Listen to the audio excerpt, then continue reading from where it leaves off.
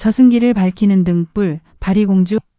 딸이라는 이유로 태어나자마자 강물에 버려진 7째 공주가 있었습니다. 그런데 세월이 흘러 자신을 버린 부모가 죽을 병에 걸리자 6 언니들도 마다한 그 무서운 저승길에 이 막내가 홀로 나섭니다. 원망 대신 효심을 택한 가여운 처녀. 저승 끝에서 약수를 구해 부모를 살리고 끝내 모든 죽은 넛을 인도하는 신령이 되기까지. 오늘 염라야담이 들려드리는 가장 애틋한 이야기, 저승기를 밝히는 등불 바리공주입니다. 7째 딸 강물에 버려지다. 세상에는 죽은 이를 저승으로 곱게 인도하는 신령이 있다지요. 캄캄하고 아득한 저승길, 그 길을 등불처럼 환히 밝혀준다는 고운 넋 말입니다. 그런데 그 거룩한 신령이 글쎄 태어나자마자 강물에 버려진 가여운 막내딸이었다면 여러분은 믿으시겠습니까? 오늘 들려드릴 이야기가 바로 그 이야기랍니다. 자, 마음 편히 앉으셔서 귀 기울여 보시지요. 옛날 옛적 이 땅에 오구대왕이라는 임금이 계셨더랍니다. 나라는 태평하고 국가는 그득한데 임금의 마음에는 딱 한 가지 근심이 무겁게 얹혀 있었지요. 대를 이을 아들이 없다는 것이었습니다. 중전마마 길대부인과 금슬은 더없이 좋았으나 낳는 아이마다 어찌된 셈인지 죄다 딸이었더랍니다. 첫째 아이를 낳았을 때만 해도 임금은 한바구음을 지으며 온 나라에 잔치를 베풀었지요. 둘째가 딸일 때도 다음엔 아들이겠지 하며 껄껄 웃었습니다. 헌데 셋째도 딸, 넷째도 딸, 다섯째도 딸. 그렇게 6을 내리 딸로만 낳고 보니 임금의 웃음은 온데간데 없고 한숨만 대궐 기와 지붕을 넘어갈 지경이 되었더랍니다. 참 딱한 노릇이지요. 이번에야말로 왕자가 태어날 것이오. 그렇고 말고. 7번째 아이를 벤 중전을 앞에 두고 임금은 용하다는 점쟁이며 큰 스님을 죄다 불러들였더랍니다. 명산대차를 찾아 100일 기도를 올리고 이름난 무당을 불러 밤새 굿도 하고 아들 낳는데 좋다는 약이란 약은 다 지어 먹였지요. 아들 하나 보겠다고 안 해본 것이 없었더랍니다. 그 정성이 어찌나 지극한지 산천초목이 다 알 정도였지요. 그런데 6 공주님으로 말할 것 같으면 하나같이 곱고 총명하기가 이를 데 없었더랍니다. 큰 공주는 바느질이 빼어나고 둘째는 글솜씨가 남달랐지요. 셋째는 노래를, 넷째는 춤을 잘 추고 다섯째와 6째는 효성이 지극하여 아침 저녁으로 부모님 문안을 거르는 법이 없었습니다. 남들이 보기엔 부러울 것 하나 없는 대궐이었지요. 허나 임금의 눈에는 그 고운 딸들이 다 눈에 차질 않았더랍니다. 오로지 아들 타령뿐이었으니까요. 드디어 아이가 태어나던 날, 온 대궐이 숨을 죽이고 산실 앞을 지켰더랍니다. 임금은 용상에 앉아 있으면서도 자꾸만 산실 쪽으로 고개를 돌렸지요. 손에는 진땀이 다 배어 나왔더랍니다. 그런데 방문을 열고 나온 상궁의 얼굴이 아이고 사색이 되어 있질 않겠습니까? 전하. 또 공주 아기시시옵니다. 그 말이 떨어지기 무섭게 임금의 얼굴이 시벌겋게 달아올랐더랍니다. 7이라니. 7번째도 딸이라니. 그동안 쌓이고 쌓였던 서운함이 그만 노여움으로 왈칵 터져버린 것이지요. 7째까지 딸이라면 이는 하늘이 이 나라를 아주 버린 것이다. 그런 아이는 필요 없다. 당장 내 눈앞에서 치워라. 세상에 갓 태어난 핏덩이를 두고 그리 모진 말을 쏟아내다니요. 중전은 산고로 지친 몸을 이끌고 버선발로 뛰쳐나와 임금의 골룡포 자락을 부여잡았더랍니다. 전하 아니되옵니다. 이 아이도 전하의 귀하디 귀한 핏줄이옵니다. 딸이면 어떻습니까? 제발 한 번만 굽어 살펴주시옵소서. 전하 이 아이가 무슨 죄가 있단 말입니까? 세상에 나온 지 반나절도 안 된 것을요. 굳이 버리셔야겠거든 차라리 이 어미를 함께 버려주시옵소서.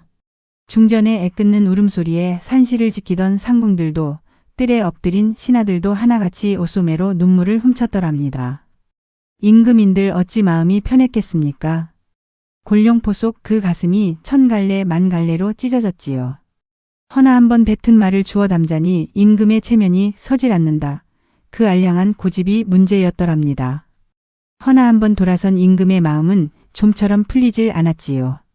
신하들이 엎드려 만류하고 중전이 목 놓아 애원해도 소용이 없었더랍니다. 임금은 기어이 갓난아이를 옥함에 넣어 강물에 띄어보내라 명하고야 말았지요. 제 자식을 강물에 버리라니. 듣는 이의 가슴이 다 미어지는 노릇 아니겠습니까? 중전은 마지막으로 아이를 품에 안고 하염없이 눈물을 쏟았더랍니다. 그러고는 떨리는 손으로 아이의 저고리 옷섭에 이름 석자와 사주를 곱게 적어 넣었지요. 가여운 것. 버려진 아이라 하여 발이라 부르마. 부디 어디서든 목숨만은 붙어 있거라. 이 어미를 원망하되 사람한 다오. 버릴 발이. 그렇게 이 아이의 이름은 발이가 되었더랍니다. 이름부터가 이토록 서러운 아이가 또 어디 있을까요? 옥함은 늙은 신하의 손에 들려 강가로 옮겨졌지요. 신하도 차마 발이 떨어지질 않아 강가를 한참이나 서성였더랍니다. 그러다 눈을 딱 감고 옥함을 강물에 밀어 넣었는데 바로 이때 참으로 이상한 일이 벌어졌더랍니다. 무겁게 가라앉아야 할 옥함이 글쎄 물 위로 두둥실 떠오르질 않겠습니까? 그뿐이 아니었지요. 어디선가 등딱지가 함지박만 한 금거북 한 마리가 물살을 가르며 나타나더니 그 널찍한 등으로 옥함을 척 떠받치는 것이었습니다. 이런 일이. 하늘의 이 아기씨를 지키시는구나. 신하는 그 자리에 털썩 주저앉아 두 손을 모으고 빌었더랍니다. 금거북은 옥함을 등에 진 채 강물을 따라 유유히 흘러내려갔지요. 캄캄한 밤이었는데도 오직 그 옥함에서만 은은한 빛이 새어 나왔더랍니다. 마치 훗날 이 아이가 밝힐 저승길의 등불을 하늘이 미리 켜두기라도 한 것처럼 말입니다. 대궐에 홀로 남은 중전은 그날 밤 텅 빈 산실을 부여안고 밤새 울었더랍니다. 임금 또한 겉으로는 노여움을 거두지 못했으나 속으로는 밤마다 그 조그만 얼굴이 자꾸만 떠올라 잠을 이루지 못했지요. 사람의 마음이란 게 참 모질다가도 일이 여린 법이니까요. 그렇게 발이 아기씨를 실은 옥함은 세상 물정 하나 모른 채 강을 따라 하염없이 흘러가고 있었더랍니다. 이 가여운 아기씨의 앞날에 대체 어떤 인연이 기다리고 있었을까요? 그 사연이 참으로 기가 막히답니다. 이 병든 부모 저승의 약수를 구하라. 금거북이 이끄는 옥함은 강을 따라 흘러 어느 깊은 산골 마을에 다다랐더랍니다. 그 마을에는 비리공덕 할아비와 할미라는 늙은 부부가 살고 있었지요. 자식 하나 없이 나물이나 캐고 약초나 뜯으며 근근히 살아가는 가난하지만 마음씨는 비단결 같은 노부부였더랍니다. 그날도 할아비가 강가에서 물을 깃다가 저만치 물가에 걸린 옥함을 발견했지요. 할멈, 이리 좀 와보게. 강물에 웬 함짝이 하나 떠내려왔는데 안에서 아기 울음소리가 나질 않는가. 부랴부랴함을 열어보니 세상에 포대기에 쌓인 갓난아기가 오물오물 울고 있질 않겠습니까? 옷섭에는 발이라는 이름 석자가 곱게 적혀 있었지요. 아이고 이 가여운 것. 누가 이 어린 것을 강물에 띄웠단 말인가. 여보게 할멈, 이건 필시 하늘이 우리에게 점지해 주신 자식일세. 늙은 부부는 아기를 품에 안고 눈물을 흘렸더랍니다. 자식 없어 적적하던 두 노인에게 발이는 그야말로 하늘이 내린 선물이었지요. 그날부터 노부부는 없는 살림을 쪼개고 또 쪼개어 발이를 애지중지 길렀더랍니다. 젖동량을 다니느라 할미의 무릎이 다 닳고 나무를 해다 팔아 미음을 쑤느라 할아비의 등이 다 굽었지요. 허나 두 노인은 힘든 줄도 몰랐더랍니다. 발이가 방긋 웃어주기만 하면 온 세상을 다 가진 듯 흐뭇했으니까요. 발이는 자라면서 어찌나 착하고 영특한지 온 마을의 귀염을 독차지했더랍니다. 67살이 되자 벌써 할미를 도와 나무를 캐고 할아비의 약초 바구니를 들고 산을 오르내렸지요. 부모가 누구인지도 모른 채 발이는 그저 이 늙은 부부를 친부모로 알고 지극정성으로 섬겼더랍니다. 한 번은 할미가 곡불이 들어 자리에 눕자 어린 발이가 밤새 이마에 물수건을 갈아주며 뜬 눈으로 곁을 지켰더랍니다. 또 한 번은 할아비가 산에서 발을 헛디뎌 다치자 그 조그만 몸으로 약초를 짓지어 상처에 붙이고 며칠을 극진히 간호했지요. 마을 사람들이 다 혀를 내둘렀더랍니다. 저 집 딸아이는 대체 어디서 저런 심성을 타고났을까요? 하늘에서 선녀가 내려온 게 아닌가 몰라. 발이는 남의 아픔을 제 아픔처럼 여길 줄 아는 아이였더랍니다. 길에서 다친 짐승을 보면 그냥 지나치지 못하고 굶주린 나그네를 보면 제 밥을 덜어주었지요. 그 고운 마음씨가 훗날 온 세상에 죽은 넛을 어루만질 큰 그릇이 될 줄 그때는 아무도 몰랐더랍니다. 세월은 물처럼 흘러 바리가 어느덧 15꽃다운 처녀가 되었을 무렵이었지요. 이때 저 멀리 대궐에서는 큰 변고가 생기고 있었더랍니다. 오구대왕과 길대 부인이 그만 나란히 몹쓸 병에 몸져 누운 것이었지요. 참으로 괴이한 일이었더랍니다. 두 분이 같은 날 같은 시각에 똑같이 자리에 눕질 않았겠습니까? 처음엔 그저 기력이 쇠한가 보다 했는데 날이 갈수록 병세가 깊어져 이제는 자리에서 일어나 앉지도 못할 지경이 되었더랍니다. 온 나라의 이름난 의원이 다 다녀갔으나 하나같이 고개를 절레절레 저을 뿐이었지요. 침을 놓아도 뜸을 떠도 좋다는 보약을 달여 올려도 아무 차도가 없었더랍니다. 임금의 낯빛은 하루가 다르게 잿빛으로 변해갔고 중전의 고운 얼굴도 반쪽이 되어갔지요. 대궐 안은 온통 초상집처럼 무거운 기운에 짓눌렸더랍니다. 그러던 어느 날 용하다는 노승 하나가 대궐을 찾아와 이런 말을 남겼더랍니다. 두 분 마마의 병을 고칠 약이 딱 하나 있사옵니다. 저 서천서 역국, 저승 깊은 곳에 흐르는 약수를 구해다 드시면 씻은 듯이 나으실 것이옵니다. 허나 무엇이오? 어서 말해보시오. 그 약수는 살아있는 사람이 발을 들여서는 아니 되는 저승길을 지나야만 얻을 수 있사옵니다. 목숨을 걸어야 하는 길이지요. 게다가 그 길은 오직 두 분 마마께서 버리신 핏줄만이 열 수 있사옵니다. 이 말에 임금과 중전은 소스라치게 놀랐더랍니다. 버린 핏줄이라니. 그 옛날 강물에 띄어보낸 7째 딸 바리가 그제야 두 사람의 가슴을 짓눌러 온 것이지요. 임금은 우선 곱게 기른 6 공주부터 불러 모았더랍니다. 병든 몸을 겨우 일으켜 떨리는 목소리로 물었지요. 얘들아, 이 아비 어미를 살릴 약수가 저승에 있다는구나. 누가 이 험한 길을 다녀오겠느냐. 그런데 이게 웬일입니까? 그토록 곱게 기른 6 딸이 하나같이 고개를 돌리며 핑계를 대는 것이었지요. 아버님, 저는 시집갈 날을 받아두어 몸을 함부로 할 수가 없사옵니다. 저는 어린 자식이 셋이나 딸려 도저히 집을 비울 수가 없나이다. 저승길이라니요. 그런 무서운 곳을 어찌 간단 말입니까? 소녀는 죽어도 못 가옵니다. 막내에서 큰딸까지 6이 저마다 이런저런 핑계로 슬금슬금 발을 빼니 임금과 중전의 가슴은 그만 새카맣게 타들어 갔더랍니다. 곱게 길러 무엇하나 비단 옷 입혀 금이야 오기야 키워 무엇하나. 정작 부모 목숨이 오가는 판에는 아무 소용이 없질 않습니까? 참으로 기가 막힌 노릇이지요. 여러분이라면 어떠셨겠습니까? 임금은 힘없이 돌아눕는 딸들의 뒷모습을 바라보다 그만 눈을 질끈 감았더랍니다. 그 순간 임금의 머릿속에는 15해 전 강물에 띄어보낸 조그만 옥함이 떠올랐지요. 그토록 매몰차게 내쳤던 그 핏덩이가 이제 와 유일한 희망이 되다니. 사람의 일이란 참으로 알 수 없는 것이지요. 아, 내가 벌을 받는 게로구나. 그 옛날 죄 없는 핏덩이를 강물에 버린 죄. 그 죄를 이제야 받는 게야. 임금은 베개에 얼굴을 묻고 흐느꼈더랍니다.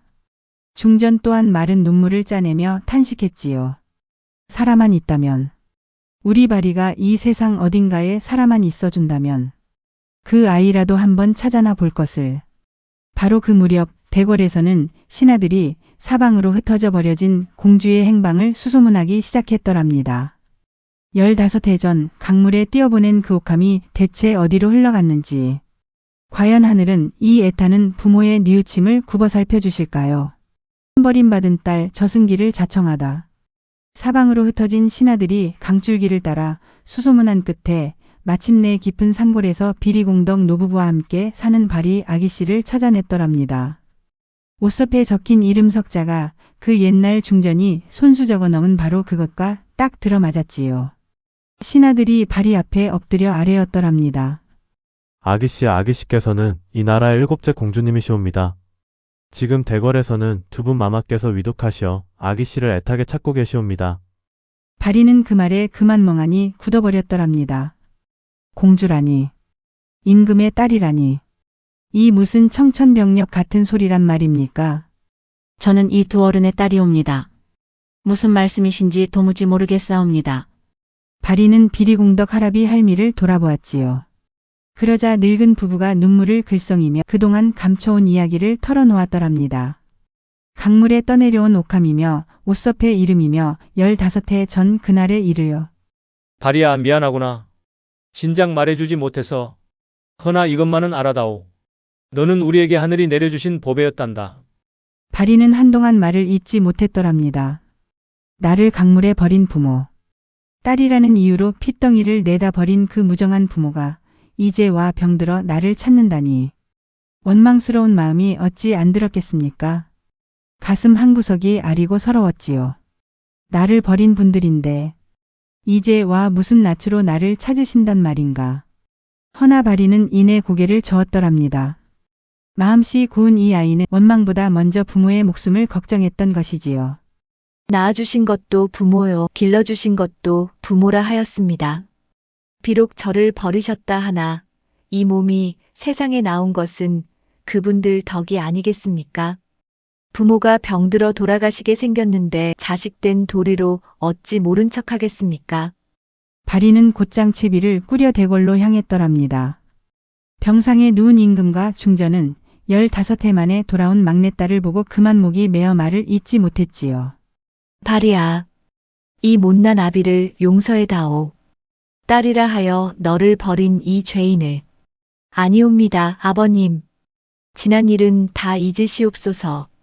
소녀가 기어이 약수를 구해다 두 분을 살려드리겠사옵니다. 바리의 이 말에 대궐 안 모든 이가 눈시울을 붉혔더랍니다. 곱게 기른 6딸은 다 마다한 그 험한 길을 버림받은 막내딸이 자청하고 나섰으니 이보다 더 가슴 저린 노릇이 어디 있겠습니까? 길을 나서기 전 바리는 자신을 거두어 길러준 비리공덕 노부부를 찾아가 큰 절을 올렸더랍니다. 할아버지, 할머니, 강물에 떠내려온 이 하찮은 목숨을 친자식보다 더 귀히 길러주셨지요. 그 은혜 이 몸이 저승 끝까지 다녀와서라도 반드시 갚겠사옵니다. 부디 몸 성히 계셔 주시옵소서. 늙은 부부는 바리의 손을 부여잡고 오열했더랍니다. 바리야, 이 험한 길을 어찌 너 혼자 보낸단 말이냐. 가지 마라. 그냥 우리랑 예서 살자꾸나. 할머니, 낳은 정도 정이요, 기른 정도 정이라 하였습니다. 두 분은 소녀의 기른 부모요, 대궐의 두 분은 소녀의 낳은 부모이시니 어느 한쪽인들 어찌 저버리겠습니까? 소녀, 꼭 살아 돌아오겠사옵니다. 그 말에 노부부는 차마 더는 붙잡지 못하고 눈물로 바리의 등을 떠밀어 보냈더랍니다. 이윽고 바리는 무명옷 한 벌에 집신을 신고 작은 보찜 하나를 진 채 길을 나섰더랍니다. 살아있는 사람은 결코 발 들릴 수 없다는 저승길. 그 아득한 길로 15 어린 처녀가 홀로 뚜벅뚜벅 걸어 들어간 것이지요. 가도 가도 끝없는 들판이 이어졌더랍니다. 해가 지지도 뜨지도 않는 어스름한 잿빛 벌판이었지요. 얼마를 걸었을까 바리는 밭을 가는 한 노인을 만났더랍니다. 길 가는 처자여, 이 밭을 다 갈아주면 저승 가는 길을 일러주겠네. 바리는 두 말 없이 쟁기를 잡았지요. 손바닥이 부르트고 온몸이 땀에 젖도록 그 넓은 밭을 다 갈고 나서야 길을 물을 수 있었더랍니다. 조금 더 가니 이번엔 냇가에서 빨래하는 노파가 있었지요. 이 산더미 같은 빨래를 다 헹궈주면 다음 길을 알려주지. 바리는 또 소매를 걷어붙였더랍니다. 검은 빨래는 희게, 흰 빨래는 더 희게 될 때까지 손이 얼도록 빨래를 헹궜지요. 그렇게 굳은 일을 마다 않고 하나하나 거들다 보니 저승길은 조금씩 조금씩 열렸더랍니다. 길을 가다 보니 이번엔 험상궂은 저승사자 하나가 검은 도포의 갓을 눌러쓰고 길목을 지키고 서 있질 않겠습니까? 서슬퍼런 그 모습에 여느 사람 같으면 오금이 저려 주저앉았을 텐데 바리는 겁내지 않고 공손히 절을 올렸더랍니다. 살아있는 것이 감히 저승길을 넘보다니. 무엇하러 왔느냐? 부모님을 살릴 약수를 구하러 가는 길이옵니다. 부디 길을 열어주시옵소서. 효심지극한 그 말에 무섭기만 하던 저승사자도 그만 슬며시 길을 비켜주었더랍니다. 가는 길목마다 저승의 풍경은 서럽고도 애처로웠지요. 생전에 지은 죄로 벌을 받는 넋들이 여기저기서 울부짖고 갈 곳 몰라 헤매는 원혼들이 안개 속을 떠돌았더랍니다. 바리는 그 가엾은 넋들을 그냥 지나치지 못했지요. 배고픈 넛을 만나면 제 밥을 나누어주고 목마른 넛을 만나면 제 물을 떠주었더랍니다. 헐벗고 우는 어린 넛을 만나면 제 저고리를 벗어 덮어주기도 했지요. 저승길에서조차 남을 먼저 생각하는 그 마음이 참으로 곱지 않습니까? 그 고운 마음이 저승에까지 소문이 났던 걸까요? 발이가 지나는 곳마다 울부짖던 넋들이 잠시 울음을 그치고 두 손 모아 그 앞길을 빌어주었더랍니다. 그렇게 얼마나 걸었을까요? 앞을 가로막는 시커먼 강이 나타났더랍니다. 검은 물결이 넘실 때는 그 강 너머로 어렴풋이 저승의 문이 보였지요. 바로 그 강가에 키가 하늘에 닿을 듯한 무장승이라는 이가 약수를 지키며 서 있었더랍니다. 이제 바리는 그 무서운 지킴이와 마주해야 할 참이었지요. 과연 어린 바리는 저 험상궂은 지킴이에게서 약수를 얻어낼 수 있을까요? 무장승과 아홉해의 시련. 바리는 검은 강가로 다가가 하늘에 닿을 듯 우뚝 선 무장승 앞에 공손히 절을 올렸더랍니다. 무장승은 눈이 등잔만 하고 목소리가 천둥 같아 마주 서기만 해도 간담이 서늘해지는 지킴이였지요. 인간의 냄새가 나는구나. 살아있는 것이 어찌 여기까지 왔느냐. 저는 오구대왕의 7째 딸 바리라 하옵니다. 병드신 부모님을 살릴 약수를 얻고자 이 먼 저승까지 왔사옵니다. 부디 그 귀한 물을 조금만 나누어 주시옵소서. 무장승은 껄껄 웃었더랍니다. 그 웃음소리에 검은 강물이 다 출렁였지요. 약수가 그리 쉬운 줄 아느냐. 이 물은 값을 치러야 얻을 수 있느니라. 자, 어디 견뎌낼 자신이 있거든 말해보아라. 나를 위해 3년간 나무를 해오고 또 3년간 불을 떼고 다시 3년간 물을 길어야 한다. 그리해야 약수를 주겠노라. 9해라니요. 세상에 9해를 이 저승에서 종살이하라는 말이었지요. 여느 사람 같으면 그 자리에 주저앉아 통곡했을 텐데 바리는 조금도 망설이지 않았더랍니다. 그리하겠사옵니다. 부모님을 살릴 수만 있다면 9해가 아니라 100년인들 못하겠사옵니까? 그날부터 바리의 고된 종살이가 시작되었더랍니다. 첫 3년은 산에서 나무를 했지요. 험한 저승의 산을 오르내리며 지게 가득 나무를 지어 나르니 여린 어깨가 다 헐고 손발이 나무 껍질처럼 거칠어졌더랍니다. 손톱이 빠지고 발가락이 터져도 바리는 신음 한 번 내지 않았지요. 다음 3년은 아궁이에 불을 뗐지요. 매운 연기에 두 눈이 짓무르고 뜨거운 불길에 얼굴이 그을렸더랍니다. 한여름에도 활활 타는 아궁이 앞을 지키자니 온몸이 땀범벅이 되어 옷이 마를 새가 없었지요. 그래도 바리는 아궁이 불이 꺼질세라 밤낮으로 곁을 지켰더랍니다. 마지막 3년은 그 시커먼 강물을 길어 날랐지요. 무거운 물동이에 허리가 휘고 자갈길에 발바닥이 다 부르텄더랍니다. 하루에도 수십 번씩 강을 오가며 물을 기르니 어깨의 살이 벗겨져 피가 배어 나올 지경이었지요. 허나 바리는 단 한 번도 원망하거나 게으름 피우지 않았더랍니다. 힘들 때마다 병상에 누운 부모님을 떠올리며 이를 악물고 또 악물었지요. 조금만 더 견디면 두 분을 살릴 수 있다. 그 한마음으로 9해를 버텨낸 것이랍니다. 참으로 갸륵하지요. 그 모진 세월을 15 어린 처녀가 어찌 다 견뎌냈을까요? 그렇게 9해가 다 찾아 바리는 무장승 앞에 다시 섰더랍니다. 약속하신 9해를 다 채웠사옵니다. 이제 약수를 주시옵소서. 그런데 무장승이 또 이러는 것이었지요. 아직 이르다. 나와 부부의 연을 맺어 아들 7을 낳아 주어야 비로소 약수의 임자가 될 수 있느니라. 이 무슨 청천벽력입니까? 9해 종살이도 모자라 이제는 아들 7을 낳으라니요. 바리는 눈앞이 다 캄캄해졌더랍니다. 허나 여기서 물러서면 그동안의 고생이 다 물거품이 되고 부모님은 영영 돌아가시고 말터. 바리는 눈물을 삼키며 고개를 끄덕였더랍니다. 내 한몸 고생하여 부모님을 살릴 수 있다면 이 또한 자식된 도리가 아니겠는가. 그리하여 바리는 무장승과 부부가 되어 다시 오랜 세월을 저승에서 보냈더랍니다. 해가 뜨지도 지지도 않는 그곳에서 바리는 아들을 하나 낳고 둘 낳고 그렇게 7을 다 낳았지요. 아이들을 기르며 흘린 세월이 또 얼마였겠습니까?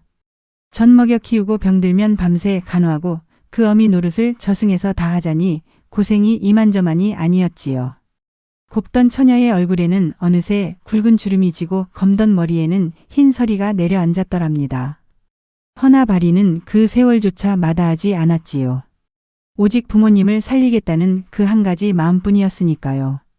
7째 아들까지 무사히 낳자 그제야 무장승의 얼굴이 스르르 풀렸더랍니다. 그러고는 뜻밖의 말을 하는 것이었지요. 발이야, 너의 그 지극한 효심과 참을성을 시험해 본 것이니라. 사실 나는 하늘이 이 약수를 지키라 보낸 신령이니라. 너처럼 마음이 곱고 정성이 깊은 이가 아니고서는 이 귀한 약수를 함부로 내어줄 수가 없었던 게지.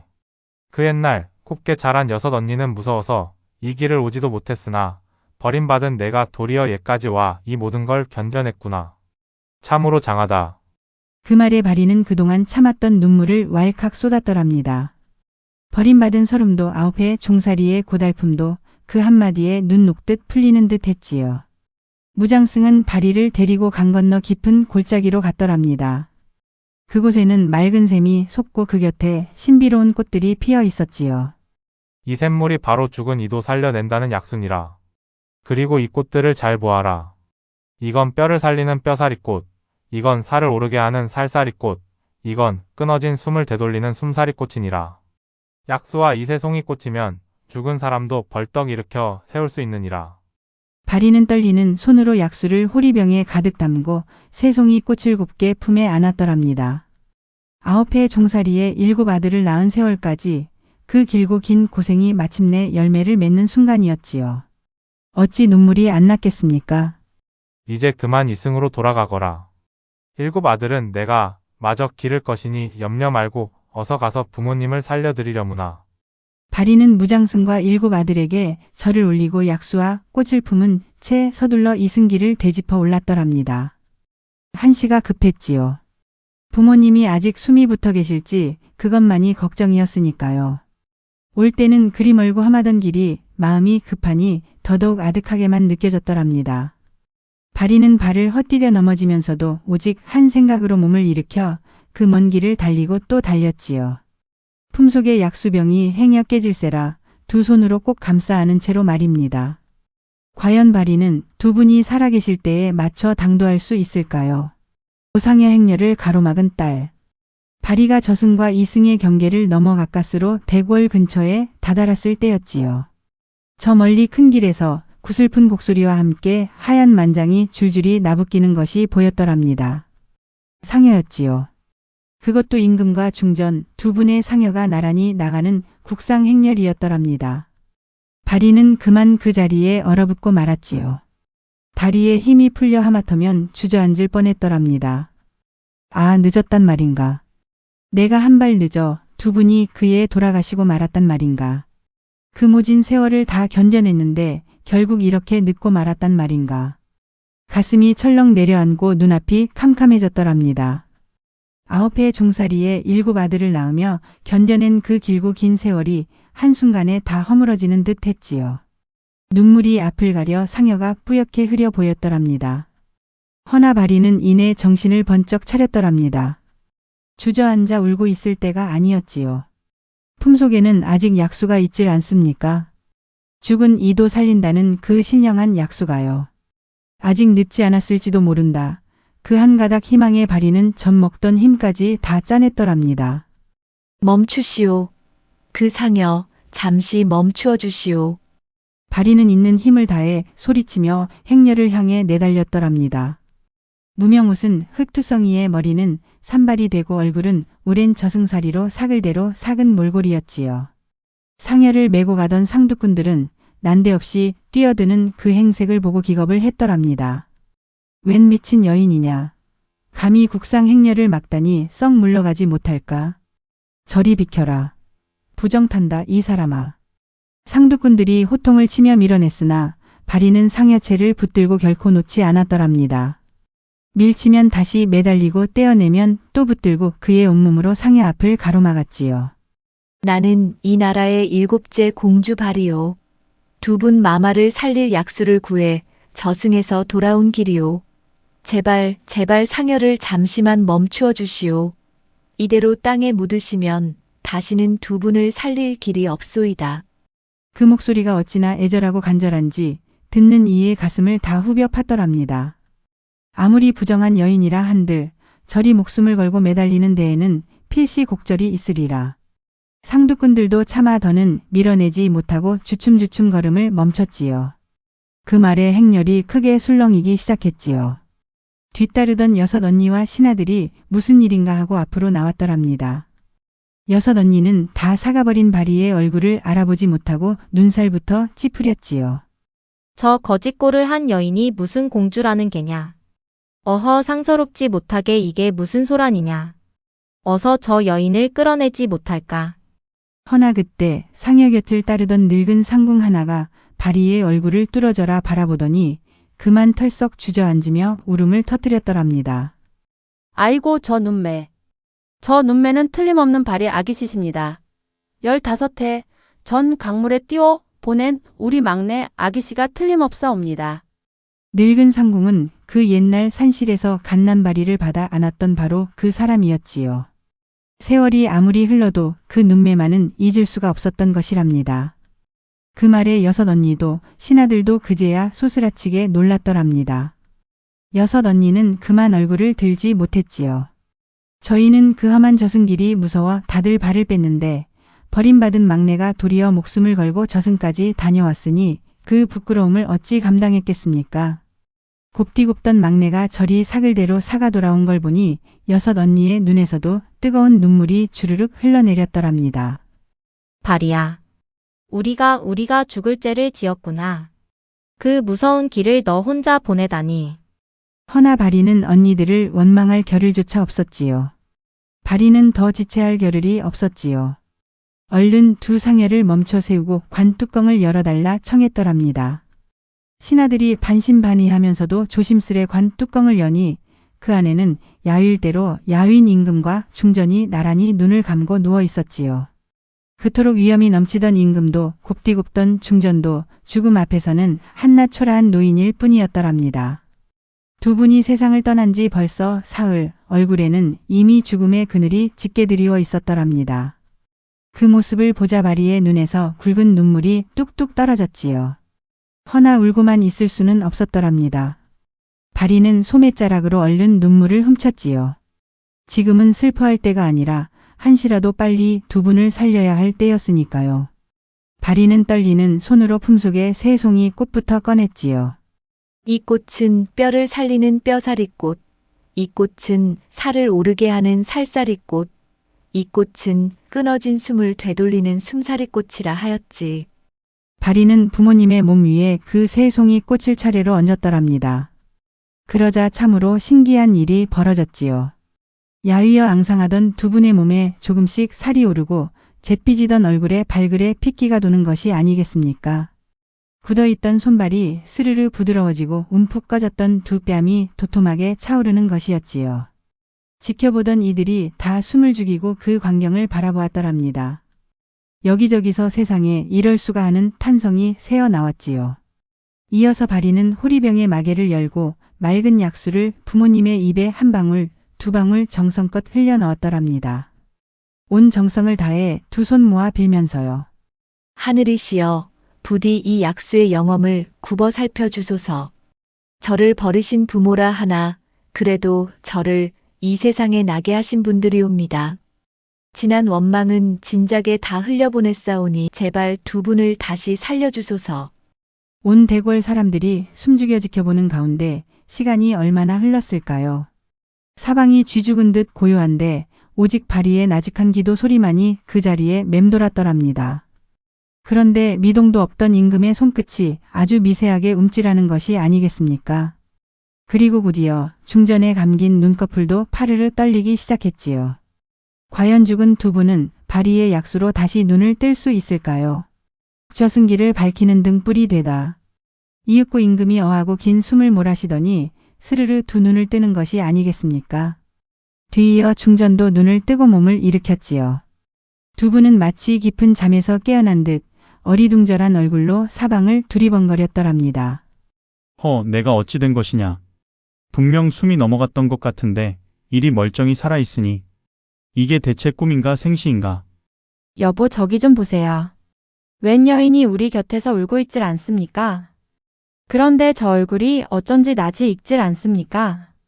죽었던 2 분이 벌떡 살아나자 지켜보던 온 대궐 사람들이 그만 땅에 엎드려 만세를 불렀더랍니다. 곡소리로 가득하던 국상 행렬이 순식간에 기쁨의 눈물바다로 변한 것이지요. 만장을 들었던 이들은 만장을 내던지고 덩실덩실 춤을 추고 상여를 메었던 이들은 서로 부둥켜 안고 기뻐했더랍니다. 세상에 이런 경사가 또 어디 있겠습니까? 참으로 꿈 같은 일이지요. 임금과 중전은 그제야 앞에 엎드린 여인이 누구인지 알아보았더랍니다. 늙은 상궁이 흐느끼며 아뢰었지요. 마마, 이 아기씨가 바로 15해 전 강물에 버리신 7째 공주 발이 아기씨시옵니다. 저승까지 가시어 약수를 구해 오시어 돌아가신 두 분을 이리 살려내신 것이옵니다. 그 말에 임금과 중전은 그만 목이 메어 아무 말도 잇지 못했더랍니다. 버림받은 그 딸이 저를 버린 부모를 살리겠다고 저승 끝까지 다녀왔다니. 두 분은 바리에 두 손을 부여잡고 하염없이 눈물을 쏟았지요.